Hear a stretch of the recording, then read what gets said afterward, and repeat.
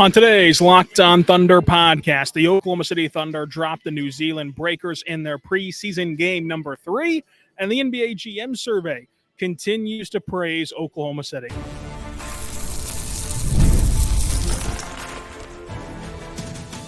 You are Locked On Thunder, your daily Oklahoma City Thunder podcast, part of the Locked On Podcast Network, your team every day. Let's get it going on the Locked On Thunder podcast, on the Locked On Podcast Network, your teams every day. I am your host, media member, and inside the Thunder, beat writer Thunder on SI, beat writer Rylan Stiles. Follow me on Twitter at Rylan_Stiles. Follow the show on Twitter at LO Thunderpod. On today's show, brought to you by our good friends over at FanDuel. You can start the season big at FanDuel. Place a $5 bet, and you'll get $200 in bonus bets guaranteed. Visit FanDuel.com to get started. We're recapping the Thunder's third preseason game against the New Zealand Breakers, and also discussing the NBA GM survey, which was heavily influenced by the Oklahoma City Thunder. We're here in Tulsa at the BOK Center, so if sights and sounds are a bit different, that is why. There is music playing in the arena. Hopefully, one, doesn't get copyrighted. Secondly, isn't deterring the audio too much, but I still wanted to get a podcast out for you all today, despite the adversity in Tulsa town, living on Tulsa time today. And this was a game in which the Thunder played their annual preseason exhibition here in Tulsa. The Thunder tried to get to Tulsa multiple times for various reasons. Of course, the NBA team only comes once a year with the annual preseason game here, but the G League team comes at least once, if not twice a year, with field trip day, and so that's a big deal for the organization to kind of go and disperse themselves throughout the state. And obviously, when Mark Daigneault announces on Wednesday that players will sit on Thursday in Tulsa, and then we find out in Tulsa that there's no starters being played, and about the top 8-9 guys, as Daniel Bell is pantomiming something in the way, 8-9 guys are sitting out. Daniel Bell barking like he's J-Dub. 8 or 9 guys are sitting out. Of course, it's going to be disappointing to Thunder fans, especially those who can really only get to Tulsa games, can really only get to games up here, as the Thunder have fans all over the state. So when you look at this situation, I understand the frustration. But number one, this is kind of an odd scheduling quirk. Number one, this is Thunder fans. This is the man right here. Listen to him. Well done. Thank you, Steve. Steve McGehee of News 9 coming over. So when you look at this, I understand the frustration from Tulsans and the surrounding areas. I totally get it. Number one, they don't play an NBA team. They play New Zealand Breakers. Number two, the Thunder also, frankly, don't play their NBA team with 8 guys and a couple, most of them hurling their way toward the G League. But it's a situation that I believe is, number one, out of their control, and number two, sort of the cost benefit of when you're looking at this on how to prepare for a basketball season. You can say it's crazy to play a back-to-back in the preseason and to play 3 games in 4 nights in the regular season, in the preseason, but you're going to have to do those things in the regular season. In fact, the Thunder start the regular season with 3 games in 4 nights. So you've got to be prepared to handle that. And number two, it just so happened and broke the right way or the wrong way if you're a Tulsan, where Wednesday the Thunder played the Rockets, an NBA team who was playing all their guys and played all their guys into the third quarter.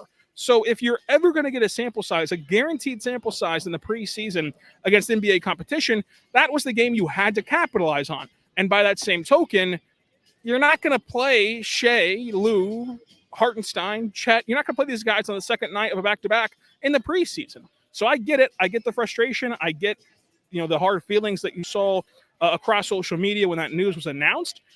But I do think that there's a method to the madness. And if you just want to look at this from how the preseason shapes up for the Thunder, you can go glass half full or half empty. Yes, it is silly to have 3 games in 4 nights just right out of the gate and then a long layoff, not playing again until Tuesday.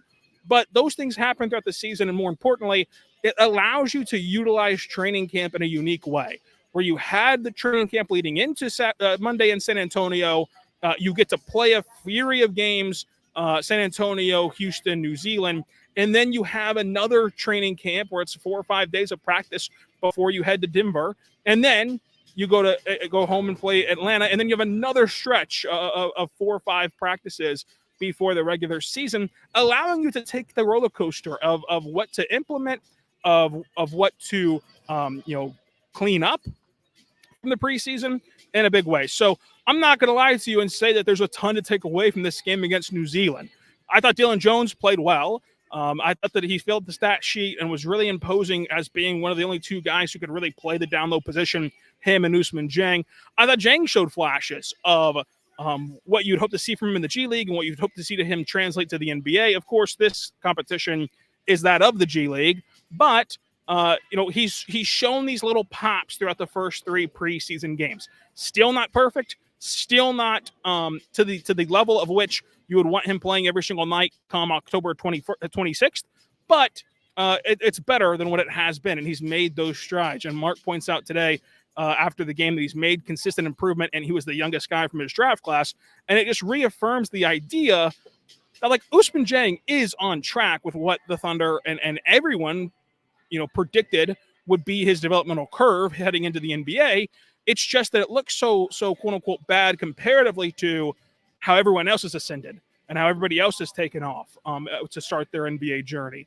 But ultimately, Ous has done more good than bad in the preseason, but it does not swing the pendulum in either direction of how to view Ousmane Dieng. So those are the 2 biggest takeaways. If you really want to get into the weeds of things, although there was only 8 active players, so we could. I thought Leon's looked really good for G League standards. He'll be a fun player for the Blue. Alex Dukas has continued to improve this week over this week of having the game slow down from defensively. I still have huge question marks about him defensively. And Adam Flagler was just lights out today, even getting the bloody lip. He was still awesome offensively, awesome as a shooter, as you would expect. It's still just a good thing to see Flagler break out. Friend of the show. People forget. Some are calling it the Lockdown Thunder bump that he had from being on this show over the summer before Summer League. That's the Breakers recap. We'll talk a little bit more about this game coming up, and also the NBA GM survey, which was all over the Oklahoma City Thunder. But first, I want to say right now about our good friends over at Game Time. Check out the Game Time app today. The Game Time app is awesome. You should go utilize it today because, number one, first and foremost, I love this app because you can toggle on the fact that you see the price up front. There's no surprise fees at checkout. There's nothing to think will be any different once you get to the checkout marker. You can see everything right up front if you toggle that feature on. I also love the view from your seat. You get a panoramic view of what your seat looks like and what your seat vantage point is to where you know exactly what you're going to buy, and they have the lowest prices guaranteed. They're so confident, in fact, that if you somehow find a lower price ticket, which you will not, they will give you 110% of the difference at Game Time. So go to the Game Time app today, create your account, use code LOCKEDONNBA for $20 off your first purchase. Terms and conditions do apply. Again, create your account, redeem code LOCKEDONNBA for $20 off your first purchase at Game Time. We're back on the Lockdown Thunder podcast, on the Lockdown Podcast Network, your teams every day. We're talking about the Thunder's preseason game number 3 against the New Zealand Breakers. And in this game, the Thunder were able to pull away and win. It was a really gutsy performance from OKC as they were able to win 117-89 in this one, still holding New Zealand below 90 points, which they have yet to crack in their NBA tour, having already played the Jazz, the Sixers, and now the Thunder. When you look at this game, the Breakers gave the Thunder all they wanted in the first half, but the Thunder, to their credit, even with only 8 active players, were resilient and were able to not only come back and control the game, but they end up winning by 28 points. So depending on where you had the line pregame, they might have covered depending on who you looked at and when. But again, Flagler the big standout, 5 for 10 from 3, and a couple of those missed shots, really look clean off the hands. So he could have had an even bigger night if the rim bounced his way. Dillon Jones, 23 points, 13 boards, 5 assists, 4 steals, and 2 blocks. We talked yesterday about his defense. Obviously, this is not like defending NBA players, with all due respect to the New Zealand Breakers, but his two fouls, one was trying to draw a charge. So, like, he cleaned up his defense of being able to slide his feet better and be more athletic defensively, which is what you'd want to see from him. He shot 61% from the floor and 66% from three. He said post-game, when asked about his game today, that it wasn't as though he looked at this game and said, well, everybody's out, so it's my turn. It's my time to go off. And, looking back on it, I really agree with that sentiment of he didn't try to do too much. He didn't try to force the issue. Clearly, he had to play a different role in his minutes, but it all felt very natural. It all felt within the system, within the structure of this game. It just so happened that he was the focal point because, you look around and there's no one really else left. The only two guys who played today who have an actual NBA contract and not a two-way deal or less is Dillon Jones and Ousmane Dieng. So I thought that was a good sign of, like, he could have easily came out here today. He's playing his third game in 4 nights. He's playing on a back-to-back. It's the preseason, and he knows, you look around and everybody's on the bench and they're not in uniform, and you could start jacking up shots. And still, he took 13 shots, and they looked very good from him. Wasn't even close to the highest shots in this one. He was behind Flagler. He was behind Dukas. And he was behind Ousmane Dieng as well. So I thought Jones still played a steady role for himself in this game. And Jones continues to show promise and shows the type of caliber that could get him on the floor early, despite the very crowded rotation for Oklahoma City. One other thing that he mentioned was I asked him after the game about playing 3 games in 4 nights, and this was your first real test of it.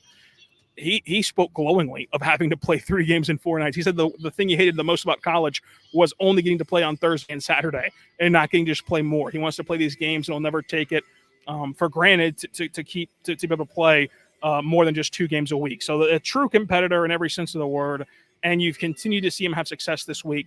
I think that it's early. We'll see kind of how things shape out for him this season, especially early on. But I do think that the Thunder will give him a chance. Now, of that same note, included of the top 8 guys who didn't play, AJ Mitchell did not play either. He was sidelined with what's called a mild ankle sprain. The Thunder don't play again until Tuesday. So mild ankle sprain, you could see him in action in Ball Arena in Denver on Tuesday. We'll have to see how that progresses as practices roll on. The Thunder off of this stretch.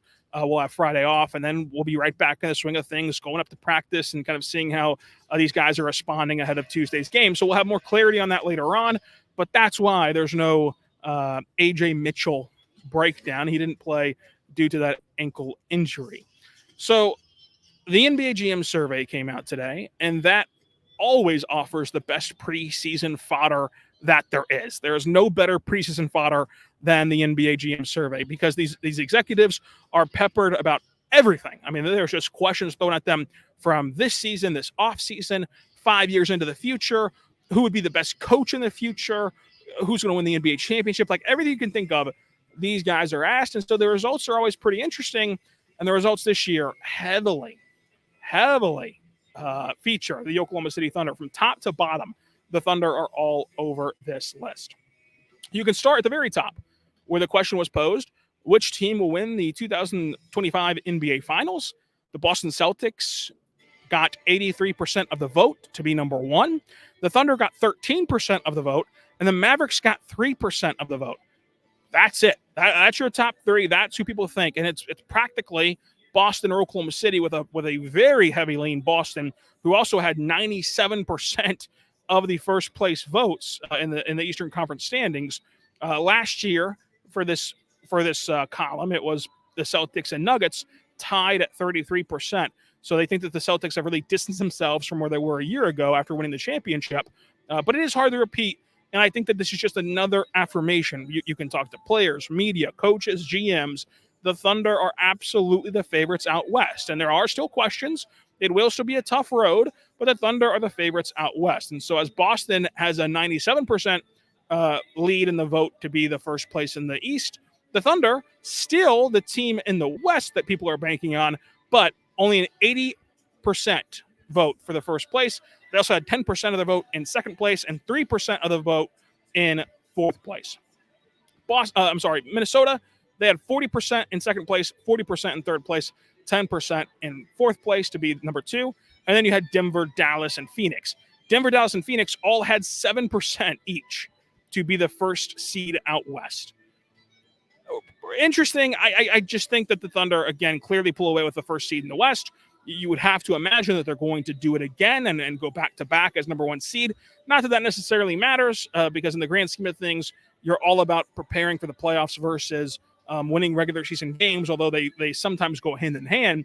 I do think that after what we've seen this week, the Thunder are clearly the deepest team in the NBA. They're clearly going to be one of the most talented teams in the NBA, and they're the team that you can count on. I mean, we can go down the list of Minnesota, Denver, Dallas, Phoenix, Memphis, New Orleans, Golden State. You can go down the list of the top 8 by the GMs. I can really only bank on Oklahoma City taking every single night seriously and taking every single night as a game that they want to win, whereas other sides and other teams, really could mail it in on any given night. SGA was also heavily featured in the NBA GM survey. SGA took home 40% of the vote for the Kia MVP. He led Luka Doncic in second place with 30%, and then Embiid and Jokic and Tatum all tied for third with 7%. So they really believe it'll be Shai or Luka, and I could see their point here. I mean, I could see the voter fatigue of Jokic. I think that Shai and Luka both have a better campaign than Embiid and Tatum. So I can see their point of you look at this and it feels like a two-person race in Luka and Shai. Who do you think will play more regular season games? Shai. Who do you think will win more regular season games? Shai. And that leads to the slight edge of Shai over Luka. And I'd be pretty shocked if it was not Shai or Luka winning MVP, only because of what the precedent has been set from voters. Voters really care about narratives, they care about storyline, and they care about legacy.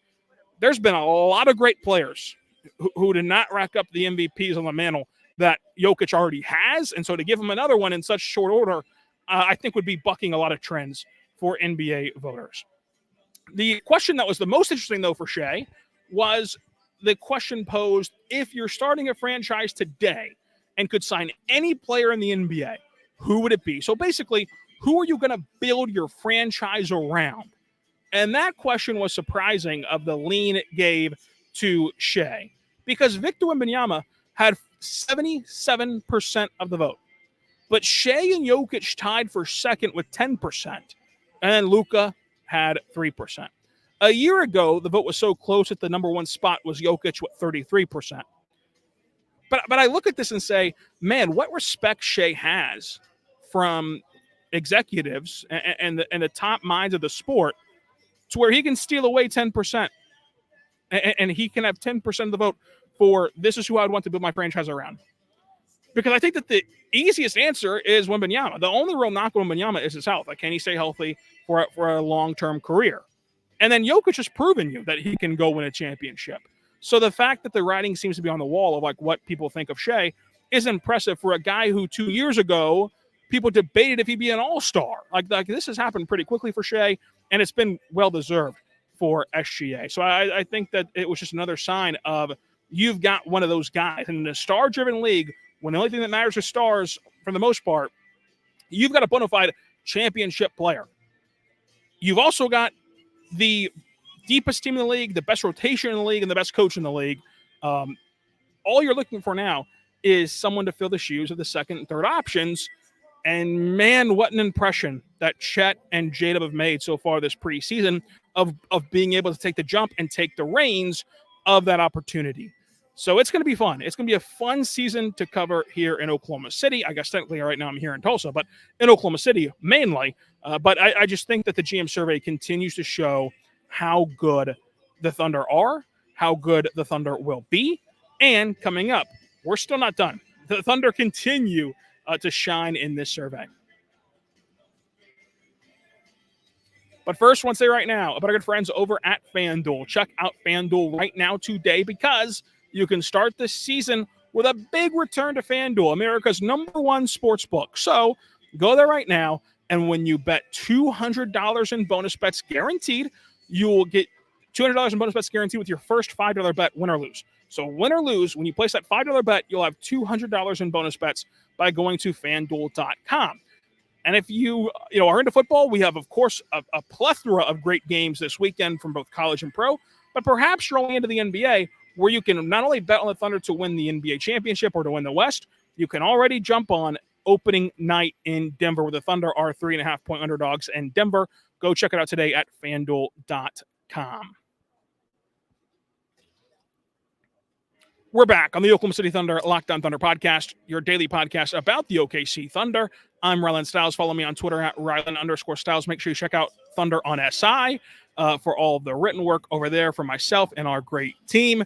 And we're continuing talking about the NBA GM survey from NBA.com and Jordan Schusterman. So we talked about Shai being like the focal point of, a franchise and getting 10% of that vote. Interestingly enough, in a more wide-ranging vote, Jalen Williams, J-Dub, was voted as the 24-25 breakout player. Now, this has been a controversial topic this whole week because J-Dub's number one with 13%. But then tied for second, you have Ja Morant. You have Victor Wembanyama. You have Evan Mobley, all tied for second. Then you have Paolo, Cade, and Brandon Miller as well, all tied for what's technically fifth with 7% of the vote. Number one, how can Ja Morant break out? And I think that's been like the punching line.